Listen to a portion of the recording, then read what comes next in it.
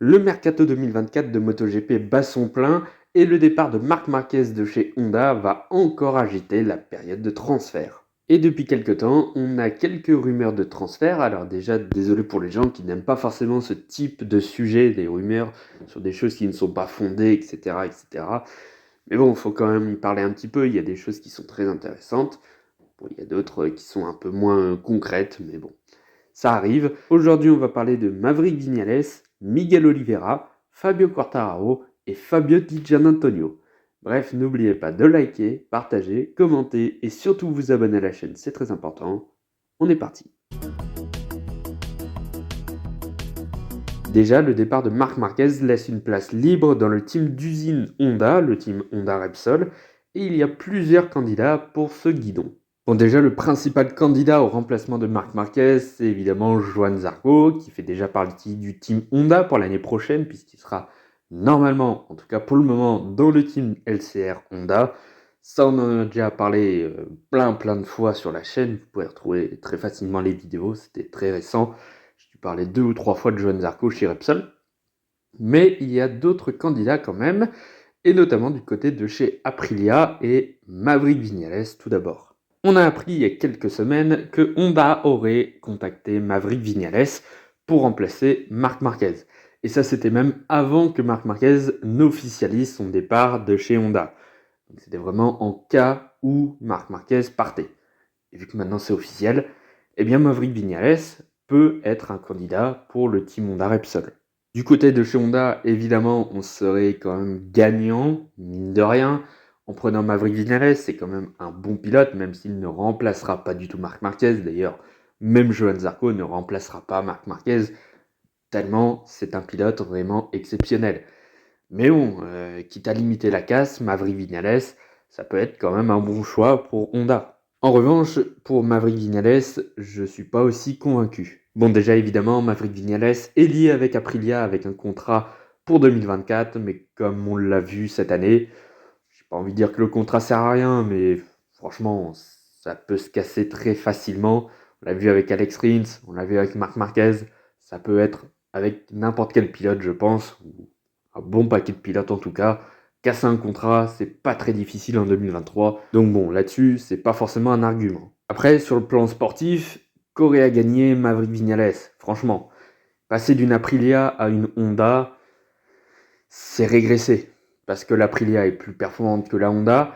En plus, le lien qu'a Maverick Viñales avec Aprilia, il est très fort. C'est quand même eux qui l'ont sauvé d'une situation très délicate après sa fin de contrat prématuré avec Yamaha en plein milieu de la saison, après une grosse polémique en Autriche. Il a aussi de très bons liens avec son coéquipier Alex Espargaro. Donc non, franchement, l'ambiance chez Aprilia, elle est très bien et ça permet à Maverick Viñales d'être de plus en plus performant et d'avoir de plus en plus de confiance avec sa moto, donc avec sa Aprilia. Donc ça se passe de mieux en mieux pour Maverick Viñales chez Aprilia.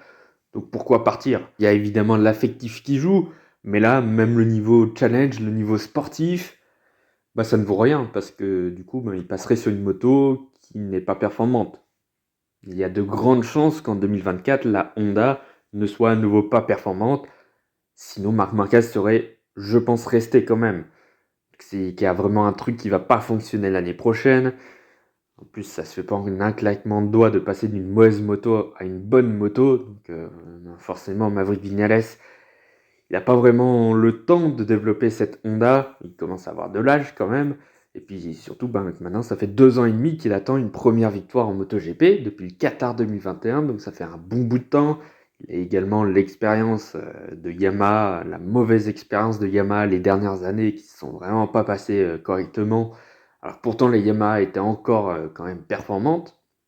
Et on sait que la mentalité Yamaha et la mentalité Honda, ça se rapproche plus ou moins, puisque les deux marques sont japonaises. Donc pas sûr que Maverick Viñales veuille quitter l'ambiance familiale de chez Aprilia pour revenir dans une équipe japonaise comme Honda, surtout quand ça se passe mal. Niveau sportif, ça n'apportera pas grand-chose à Maverick Viñales. Après, il y a toujours le challenge. Et puis, s'il réussit, là, ce serait vraiment très très bien, mais bon, il y a le risque. Alors que chez Aprilia, il y a encore quelque chose à construire dans l'équipe italienne. Alors chez Honda, il repartirait de tout à zéro. Ce serait bien compliqué quand même pour Maverick Viñales. Et puis en plus, Maverick Viñales, il est déjà dans une équipe d'usine, donc il quitterait une équipe d'usine qu'il aime bien pour une autre équipe d'usine qui ne performe pas. Je vois pas trop l'intérêt. Bon, peut-être un niveau d'argent, mais ouais, j'y crois moyen quand même. Le fait que Maverick Viñales quitte Aprilia pour rejoindre Honda, mais bon, on sait jamais. Dans ce mercato 2024, tout est fou, tout peut arriver. Donc, on sait jamais. Après, on a entendu aussi le nom de Miguel Oliveira pour remplacer Marc Marquez. Alors, je vous avoue que j'ai entendu ça un tout petit peu, mais pas autant que Maverick Viñales. Mais honnêtement, ce serait pas un si mauvais choix. Autant pour Honda, mais même pour Oliveira, ce serait pas bête de quitter le team satellite RNF pour rejoindre le team d'usine Honda. La situation avec Maverick Viñales est quand même un peu différente avec Miguel Oliveira. Déjà, le pilote portugais, il est dans une équipe satellite, dans le team RNF. Il n'est pas dans l'équipe d'usine, donc ça change beaucoup de choses, puisqu'il passerait d'un team satellite et rejoindrait un team d'usine. En plus de ça, il connaît déjà les teams d'usine, puisqu'il a déjà travaillé dans le team d'usine KTM, même si ça ne s'est pas passé de la meilleure des manières. Il y a quand même eu des succès, il y a eu des beaux trucs quand même avec KTM. Après, la meilleure partie de sa carrière chez KTM s'est faite chez Tech 3. Mais bon, quand même. C'est très différent quand même d'être dans un team satellite que d'être dans un team d'usine. Après, il y a aussi le challenge Honda. Porter la tunique Honda Repsol, la mythique tunique Honda Repsol et piloter la mythique moto Honda Repsol, c'est quand même quelque chose que tout pilote MotoGP rêve. Même si actuellement, c'est pas le meilleur moment pour être pilote Repsol. C'est sûr. Mais quand même, il y a le prestige quand même. Il y a aussi le fait que Miguel Oliveira, il ait moins de liens avec Aprilia que Viñales par exemple. Lui, il est arrivé seulement cette saison, après des liens qui ont été un petit peu rompus avec KTM. Du coup, Aprilia a décidé de le prendre parce que c'est quand même un bon pilote. Et puis, il n'y a pas encore eu le temps de l'affection avec l'équipe. Bon, surtout avec le team RNF, hein, niveau familial, on passera à côté. Donc pour Miguel Oliveira, quitter Aprilia, ça ne lui fera ni chaud ni froid. Alors après, il y a quand même de très bons liens avec Aprilia, avec l'équipe, forcément. Mais ça lui fera moins quelque chose que Maverick Viñales, je pense. Et puis le challenge Honda, ce sera un petit peu plus excitant pour lui que pour Viñales, parce que pour Viñales, déjà, il a un peu plus d'âge. Et puis, il y en a un peu plus à perdre, alors que Miguel Oliveira, je pense qu'il y a moins à perdre quand même pour lui. Ça peut lui permettre de redorer un petit peu son blason, parce que ces dernières années sont quand même assez compliquées pour Miguel Oliveira. Donc s'il arrive à performer sur cette Honda, ce sera tout à son honneur. Et franchement, le challenge Honda vaut le coup quand même d'être tenté, je pense. Donc si Honda se rapproche de plus en plus de Miguel Oliveira, ben, pourquoi pas tenter pour le pilote portugais? Pas franchement beaucoup de choses à perdre. Maintenant, c'est dans la situation où Maverick Viñales ou Miguel Oliveira quitteraient Aprilia pour rejoindre le team Honda Repsol. Ben, du coup, il resterait un guidon vacant dans le team d'usine ou dans le team satellite. Et le pilote qui pourrait éventuellement rejoindre Aprilia, qui pourrait tenter de rejoindre Aprilia, ben, c'est le français Fabio Quartararo. Et franchement, j'ai envie d'y croire. Enfin, je sais pas, j'ai un feeling où je me dis Quartararo chez Aprilia, franchement, ça fait un bon mix quand même, je trouve. Alors maintenant, Fabio Quartararo, je pense que s'il doit quitter Yamaha pour rejoindre Aprilia, ce ne sera que dans le team d'usine. Donc ce serait vraiment que si Viñales part chez Honda. Si c'est Oliveira, je pense pas qu'il irait dans le team satellite. Même si le team satellite, il le connaît déjà, puisque c'était l'ex-team Petronas. C'est toujours le même dirigeant pour le team RNF. C'est juste le nom qui a changé, mais c'est toujours le même dirigeant qu'à ses débuts. Fabio connaît l'équipe. Mais je pense pas qu'il quitterait le team d'usine Yamaha pour rejoindre un team satellite, un peu comme Marc Marquez. Je pense que c'est pas ça qu'il tenterait. En tout cas, sur le plan sportif, en tout cas à court terme pour 2024, potentiellement aussi en 2025, il aura une meilleure moto que ce qu'il a actuellement. La Yamaha en 2024, faut se le dire franchement, elle sera pas au niveau de l'Aprilia. Déjà, si elle fait de meilleurs résultats, si ça s'améliore quand même, ce serait déjà pas mal. Mais de là à rejoindre le niveau qu'a l'Aprilia, j'ai quand même des gros doutes. On sait que depuis le début de l'année, Fabio Quartararo, il est très impatient. Il veut tout de suite une Yamaha performante.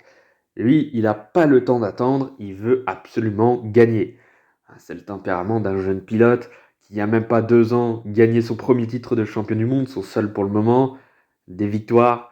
Voilà, cette année, il est 10e du championnat avec aucune victoire et 2 petits podiums, donc ça change et ça frustre beaucoup Fabio Quartararo et on le ressent. D'ailleurs, c'est l'un de ses défauts, je pense. Il n'est pas vraiment patient. Donc, à court terme, avoir une bonne moto, ce serait franchement pas mal pour Fabio Quartararo. Parce que sur une bonne moto, franchement, il peut performer. Et l'Aprilia est une bonne moto, même si elle est 3e au championnat des constructeurs et que la Ducati, elle est 10 fois meilleure et que la KTM, elle est à peu près du même niveau, même si elle est devant au championnat des constructeurs.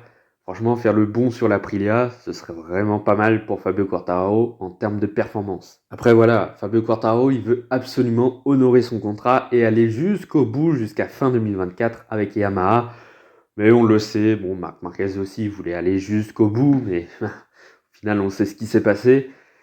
Allez, les pilotes, eux, ils pensent surtout à la performance plus qu'à l'affectif. On l'a vu avec Marc Marquez, voilà, 10 ans chez Honda, et pourtant, ça ne l'a pas empêché de partir. Pourquoi pas penser que Fabio Quartararo serait titillé par l'envie de remplacer l'un des pilotes Aprilia qui partirait chez Honda. Plus pour Vignales, je pense, comme je l'ai dit tout à l'heure. Je pense pas qu'il ira dans une team satellite. Mais voilà, c'est une toute petite rumeur. Déjà, si Vignales part chez Honda, franchement, ça ferait quand même pas mal de bouleversements. Faudrait déjà ça. C'est pas fait.